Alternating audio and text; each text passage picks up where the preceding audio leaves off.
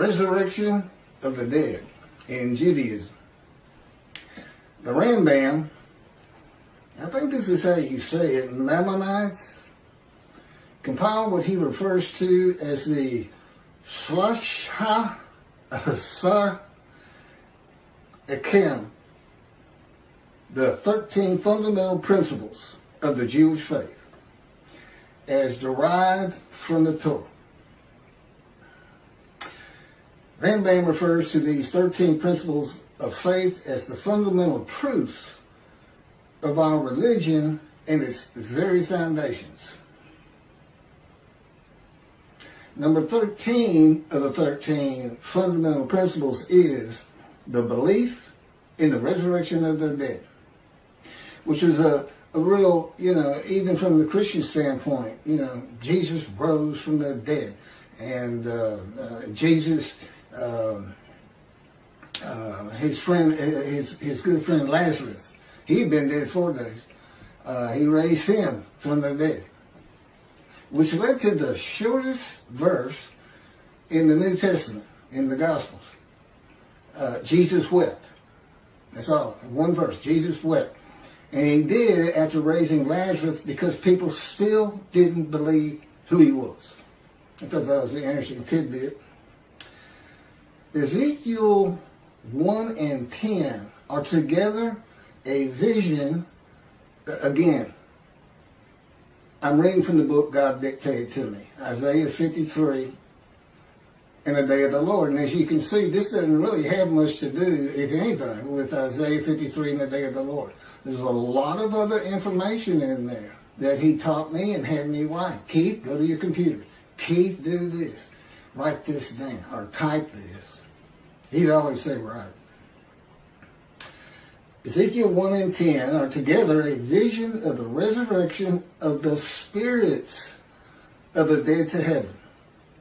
The creatures later identified as cherubs, which is a type of angel that are on the ark, with the spirit are going to and fro, east, west, north, and south, adding eyes to themselves and to the wheels, and taking them to the platform of heaven at the entrance of the eastern gate of the house of the Lord, with the presence of the God of Israel above them. All of Israel, whose name will endure in the heaven God is creating, that are righteous and in right standing with God, are the eyes of the eyes on the cherubs and in the wheels. The eyes represent the eyes of the spirits of the dead, a spiritual heaven. Now, back in antiquity and even into the Middle Ages, that wasn't a great thought, so to speak, because everybody feared the God. I mean, they felt like everything that bad that happened to anybody was because God was angry. Just angry. And they had no knowledge of science or medicine. And yet they missed their loved ones so much. And so they'd go out to the cemetery or they'd go out to the grave plot and just look at it, and they would wish that loved one would just rise up out of the dirt and be them again, not in the spirit. I mean, that's just what it was. I mean, it was an age of ignorance of the highest order. People couldn't read. There were no schools to speak of. They were like, everybody acted on emotion. And, and your basic personality from your soul, like a mean old soul, this and that. And not a lot of reasoning capabilities. You gain a lot of ability to reason by going to school, even though you're learning stuff you'll never use. It helps your reasoning capabilities. And, that's when everything changes. You have to read the Bible for two different eras. There's antiquity in the Middle Ages, and then we have the age of reasoning, the age of medicine. This is all called the Common Era. Science. literature, everything. All these different changes, which leads to, of course, the age of information and now the internet. And it's written into there, and I'm about to show you one of them right here. So, I don't know how this was interpreted by Rambam, but he's talking about the resurrection of the dead based on Ezekiel 37. Rise, old bones, rise. Okay? But this got missed. And that's why there might be fundamental principles, but as you're going to see as I go on, and God again dictated this to me, some things that are part of your religion that come from antiquity and the Middle Ages have to be reassessed. Judaism is supposed to be a very rational, logical, intellectual religion. But boy, a few things got dropped along the way, and my pointing them out is a proof of who I am. I am God's righteous servant. And I handle everything that his other three righteous servants, Moses, righteous and a servant. David, righteous and a servant. Elijah, righteous and a servant. And yet we only have a description of one man for this day. The righteous servant of God. So, effectively, I am the righteous servant of God.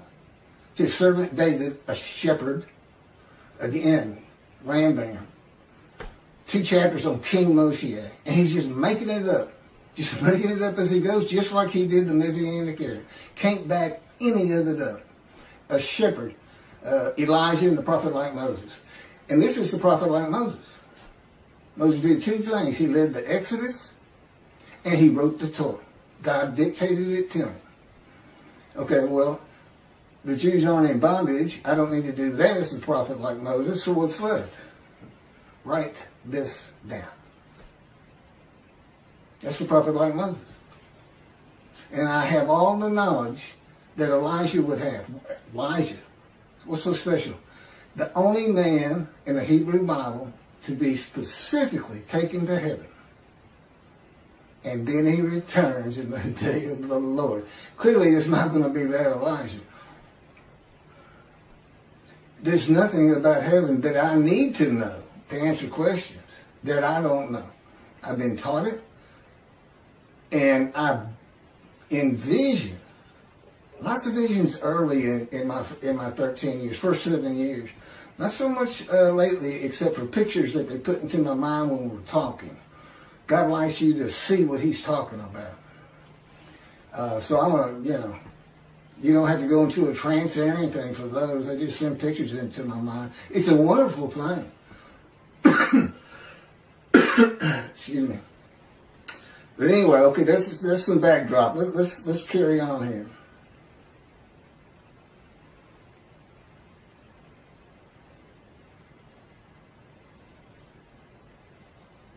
Okay, there's the eyes.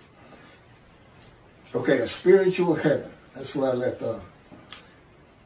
And this is Isaiah 65, verse 17 through 18.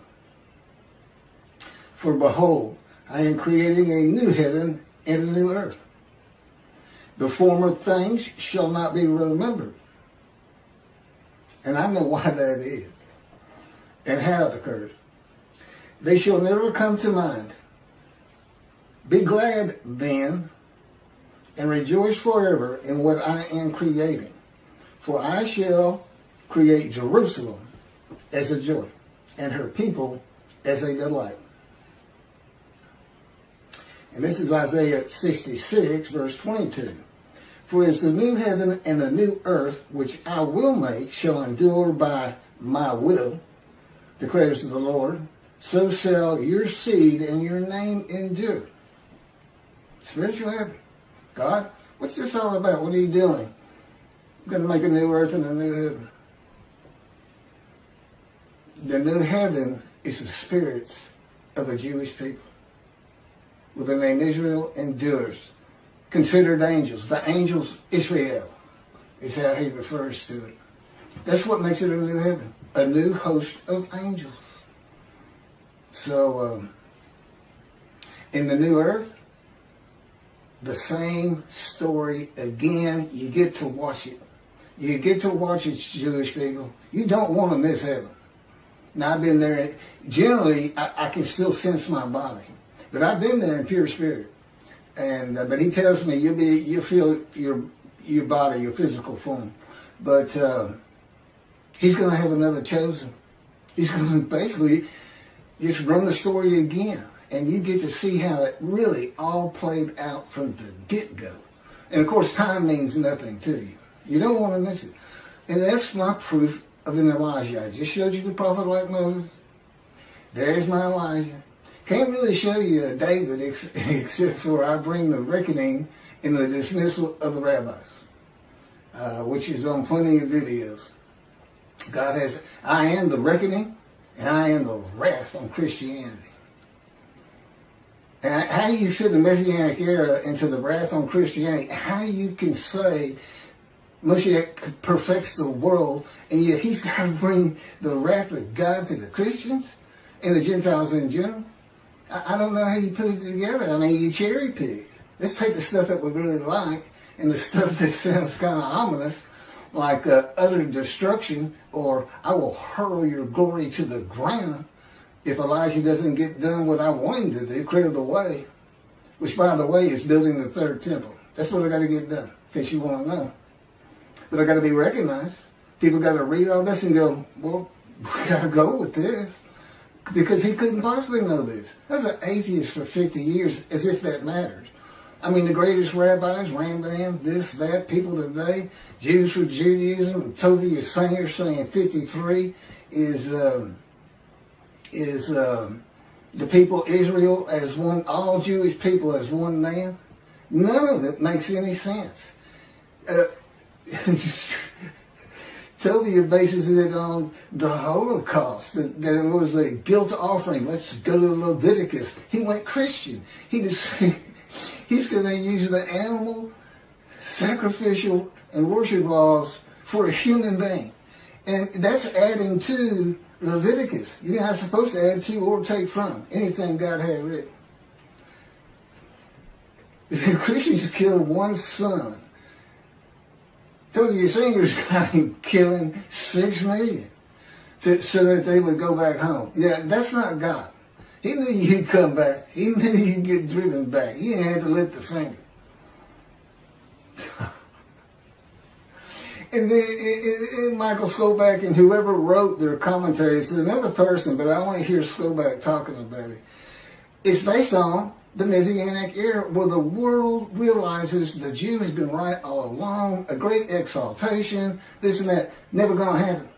His whole commentary is based on something never gonna happen.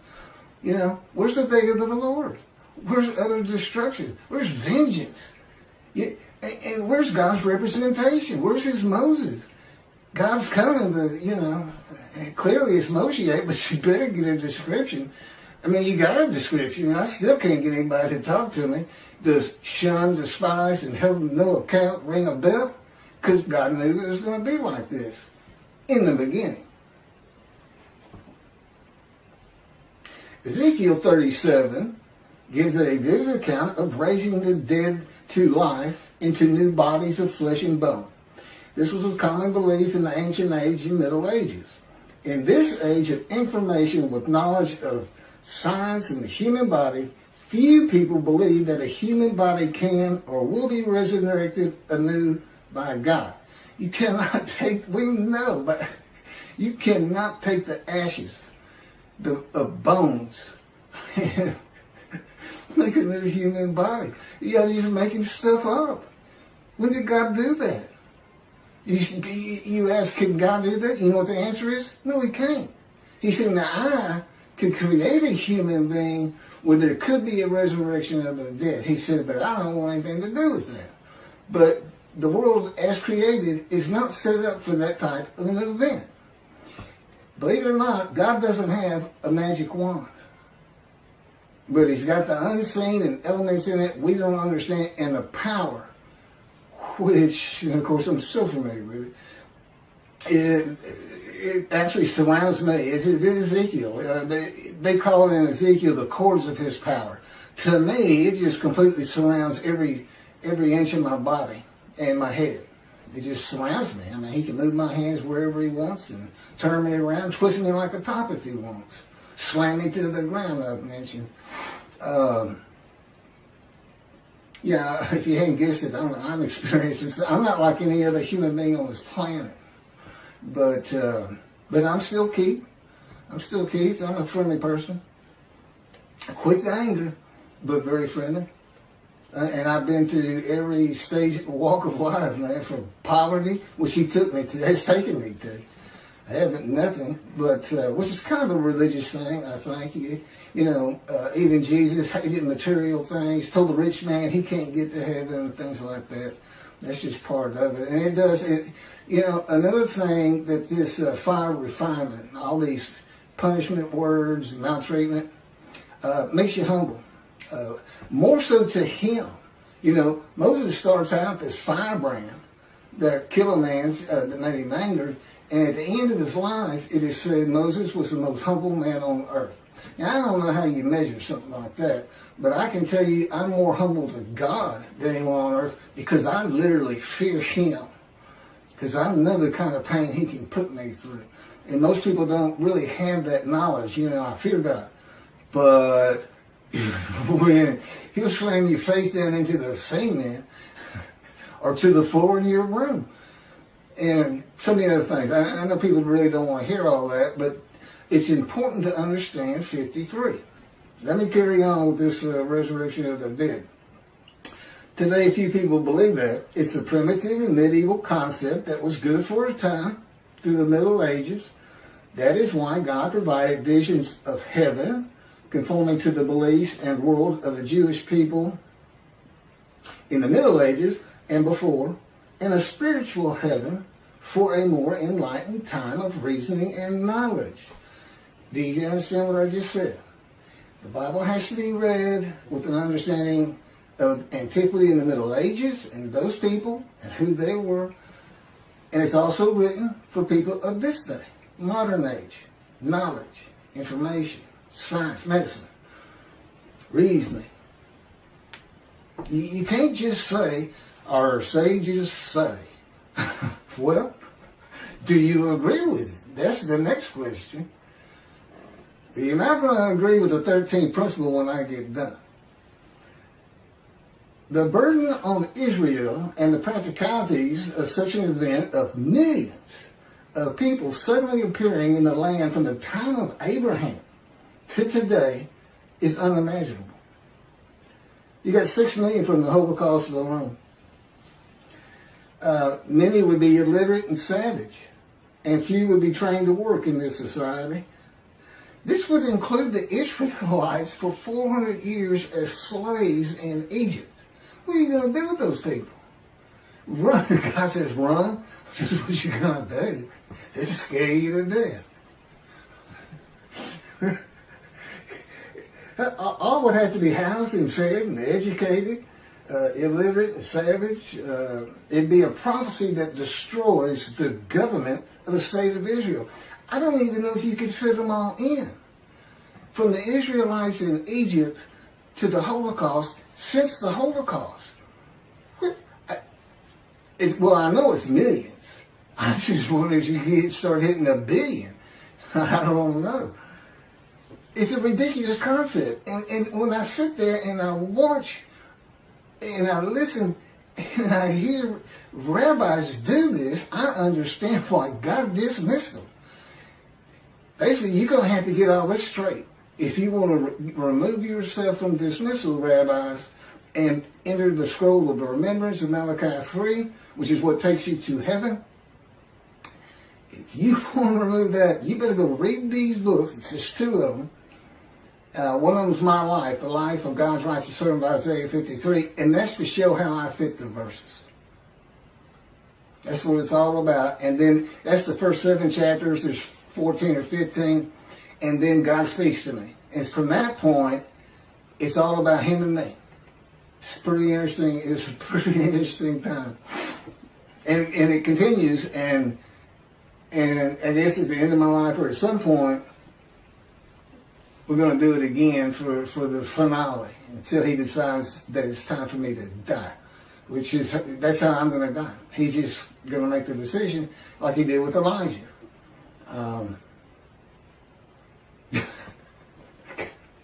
Nothing. Okay. The resurrection of the dead in a human body to a heavenly earth, the world to come. No, that's Messianic. There's also a world to come, which is really amazing to read. Because it's not in the Hebrew Bible. And look, this isn't oral tradition stuff. This is somebody who wants to please his following and get money, if you ask me and God. That's what this is. He's just making it up. It's not an oral tradition. Now, I don't get into the Torah at all. And the oral tradition, I'm going to read it the way God says it in just a second, but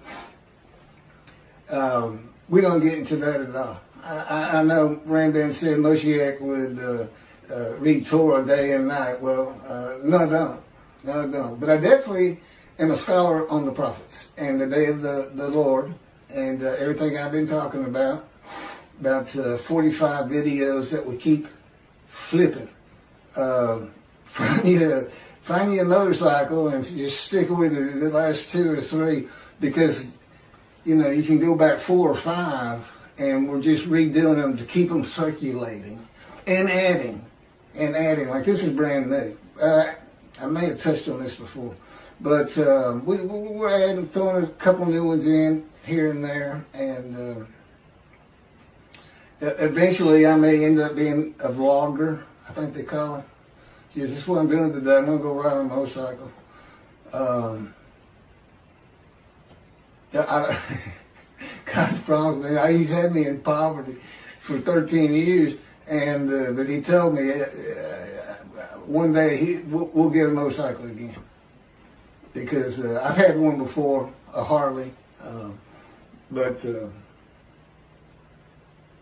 anyway. The resurrection of the dead, okay, that's not the world to come. I got to change that. And you say, wait a minute, God dictated that. Why you got to change it? That's to tell you I still had to live the human experience. To truly still feel like I'm Keith, I got to do something dumb like that sometimes. I still got to forget things. Yeah, I got to live the human experience. And of course, my response is, why? Don't want to live the human experience. God says, I decide all things, thank you.